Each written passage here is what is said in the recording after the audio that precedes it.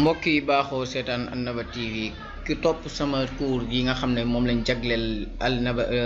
HTML ak CSS ba ci juróom-ñetteel cours bi dina xam ne léegi pour enregistrer li nga xam ne moom mooy fichier HTML nii ak nii ak nii lañ koy defee incha allah ginnaaw bi ñu enregistré fichier HTML ba mën koo enregistré ba xam lan mooy fichier HTML ba dugg ci page HTML bi daf ñuy laaj léegi HTML lan ak lan lay laaj HTML am na ay code yoo xamante ne moom mooy code de base code yooyu noonu moom mooy li nga xam ne mënul ñàkk ci page HTML code yooyu la ñuy war a jàngalante tey incha allah donc pour ñu bañ a guddal rek page bii nii lañu enregistré woon bee passé yéen a ngi bàyyi xel mais du ma ko jël damay defaraat beneen page pour rek liñ jàngalante woon gën a sax mu nekkaale tamit benn genre exercice donc lu ñu njëkk a def pause file ñu ñëw ci file donc ñu new file créer ne new file li ñu njëkk a def encore enregistrer fichier bi save suñ neexee save voilà ñu def save rek direct donc index am nañ fële benn index ñu bañ confusion léegi ñu tuddee ko Alnaba TV point li ci gën a am solo moom mooy point html lii fàttewuñ ko donc du am confusion instant parce que ñaari tur yi nduroowuñ donte ne ñaari extension yi nduróo neen comme ni ngeen koy gisee nii am neen li suñuy page HTML donc page HTML boo ko amee ba pare dafa am ay code yoo xamante ne code de base la comme ni ma ko waxee woon sànq donc code yooyu noonu mooy yan code xool leen li ñuy njëkk a def moom mooy dañuy seet tag bii nii yéen a ngi gis balise bii nii gis nga yéen a ngi koy gis nii xaaral ma zoom ko sax ngeen gis ko donc lii lay njëkk a tijji yéen a ngi gis ñu def li nga xam ne moom mooy point d'exclamation bind doctype donc comme ni ngeen koy gisee nii doctype HTML def espace HTML bi ñu bind ko minuscule donc comme ni ngeen koy gisee waxoon naa ci ma leçon yi weesu yi HTML ay tag la yoo xam ne da ngay tijji di tëj donc tijji woon naa fii benn balise bi lii tijji woon naa ko donc foog ma tëjaat ko donc li koy tëj moom mooy bii forcément comme ni ngeen koy gisee nii tijji naa ko tëjaat naa ko lii lu muy jariñ moom mooy code bi lu muy jariñ moom mooy day wax ne document bii nii document HTML la da koy signifier day boo ko tegee ci kaw nii da lay waxal ne lii moom mooy document HTML donc bind ko ci kaw lu ci am solo la te loo xamante ne lu ci war la jamono ji bon donc ñaareelu code bi moom mooy nga tijjiwaat beneen tag encore boo leen seetloo tijjee ko tëj léeg-léeg donc tijjiwaat naa ba ma bindee HTML ma bindaat fii HTML comme niñ ko waxee woon ci yeneen i cours yi wala cours bi nga xam ne moom lañ doon wax éditeur de texte bi ñu waxee dañoo ne woon Notepad daf ñuy corriger li nga xam ne moom mooy code yi wala daf ñuy yombalal li nga xam ne mooy pour bind code yi instant maa ngi bind code yéen a ngi gis mu ngi may indil li nga xam ne moom mooy code yi code yi nga xam ne moom mooy code de base yi donc bu fekkente ne yor nga Sublime Text boo bindee h rek boo tijjee kii bi balise bi nga bind h rek da lay indil li nga xam ne mooy code de base donc su ma bësee entrer forcément daf may indil code de base yëpp boo leen seetloo sax doctype bii nii ma bind sax daf ma koy indilaat pour deuxième fois donc ma bës entrer comme ni ngeen di gis nii doctype bi indilaat na ma ko deuxième fois mais xaaral ma supprimer benn bi donc ma supprimer benn bi donc code de base yi yéen a ngi koy gis nii xaaral lii mooy code de base yi léegi xaaral ma expliquer code de base yi nu muy demee donc doctype waxoon nañ ko moom mooy wan ne lii document HTML la HTML5 lii tamit moom mooy code HTML da nga ko war a tijjee par force di jéggalu ci pause mu ndaw bi di suñ coobare donc allez ñu dem waxoon nañ doctype bi moom mooy signifier li nga xam ne moom mooy page HTML la donc lii nii tamit moom mooy HTML code bi yéen a ngi seetlu boo leen seetloo dañ ko tijji nii gis nga parenthèse bi tëjaat nañ ko parenthèse bi boo leen xoolee donc tijji nañ ko tëjaat nañ ko bind ci li nga xam ne moom mooy code HTML boo leen xoolee code bi it moom it code bi tamit boo leen bii nii HTML bi dafa am loo xamante ne moom moo koy tëjaat li koy tëj mu ngi ci suuf a suuf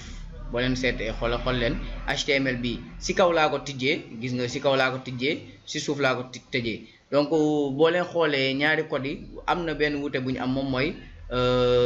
slash bi anti slash bi wala slash bi nii boo leen xoolee moom mooy li nga xam ne moom mooy wane ne code bi moom mooy tëj. donc bu amul slash moom mooy liy tijji. suñ demee ba si cours yi lu ci gën a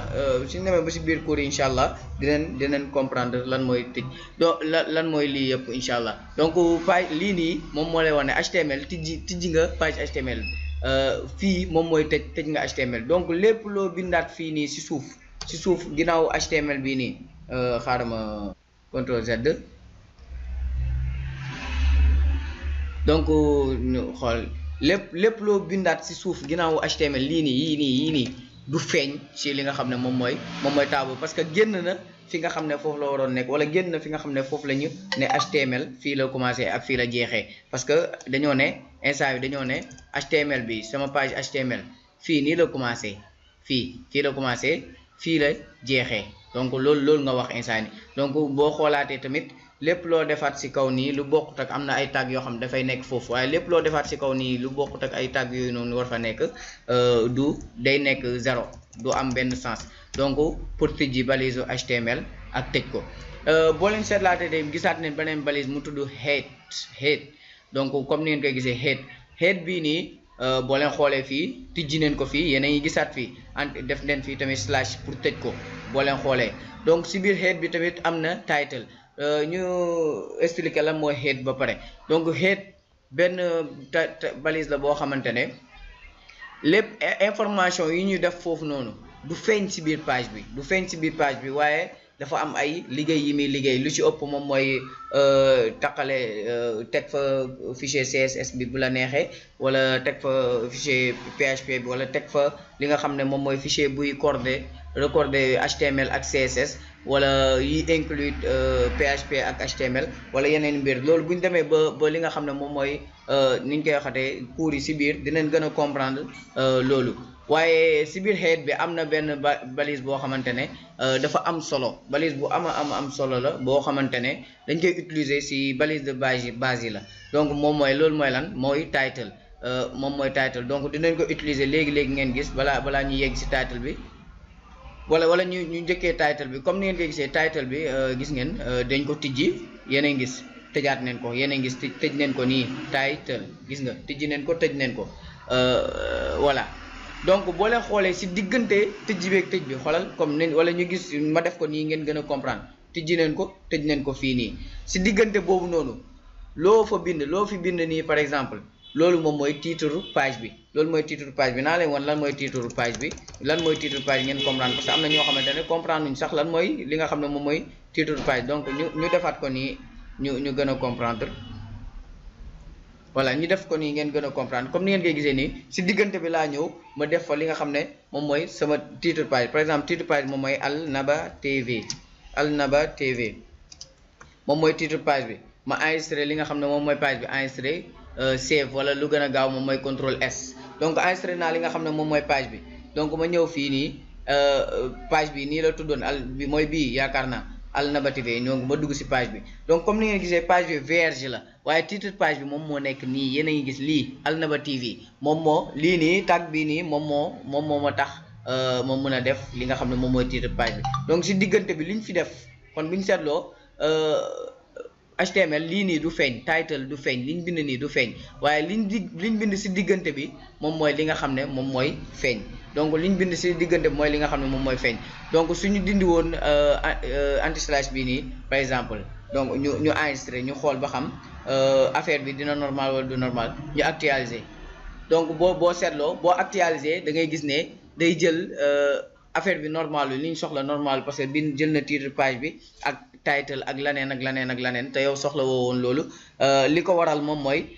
yow tëjoo fii boo tëjee fii ba pare ci lay soogay xam ne kii daal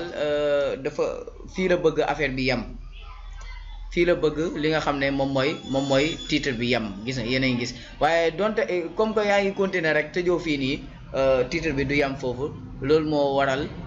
boo tëjee da ngay tijji donc loolu mooy titre page bi. donc bu ñu seetloo wax nañ li nga xam ne moom mooy structure de base HTML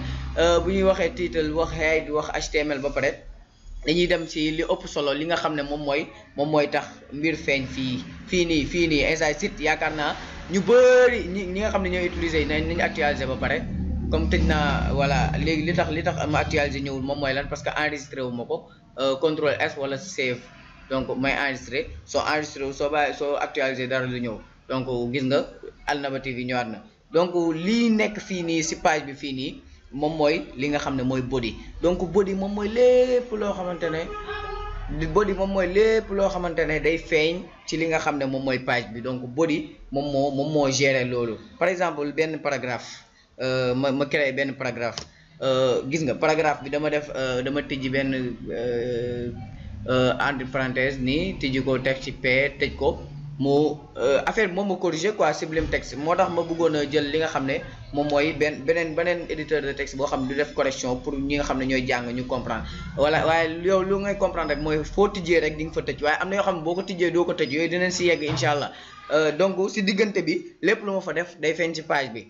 body moom mooy loo xamante ne day feeñ ci page bi body sax ci anglais moom mooy loolu gis mu safa. donc bu P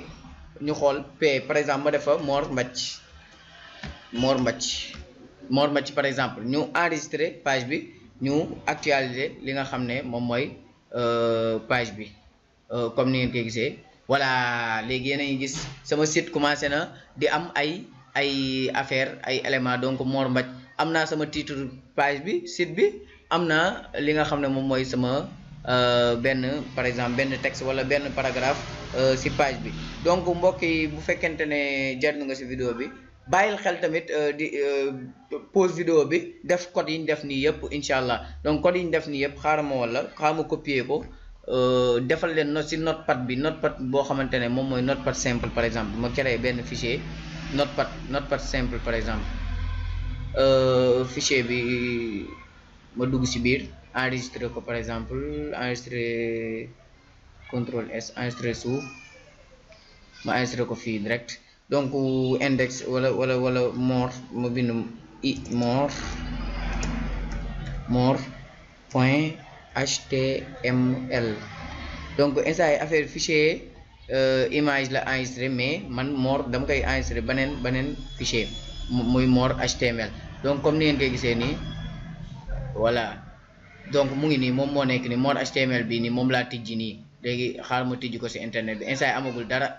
more point html moom la def moom mooy titre bi. léegi fii nii xaaral ma coller li nga xam ne moom laa jëlee woon fële. donc fii nii éditeur de texte bi wala notepad bii nii bloc note la du la corriger du la defal dara. donc da lay bàyyi ngay defal sa bopp ma enregistrer actualiser li nga xam ne mooy page bi di ngay gis même chose lay amaat. donc bu fekkente ne débutant nga jéemal utiliser li nga xam ne mooy bloc note di bind code yi par benn parce que li ngay gën a bind rek muy gën a sax. mbokk yi kon ñu ngi am nañ léegi structure HTML xam ne nu ñuy enregistrer fichier HTML ci vidéo yi ñëw incha allah dañuy gën a développer. wasalaamaaleykum wa rahmatulah wa barakatu.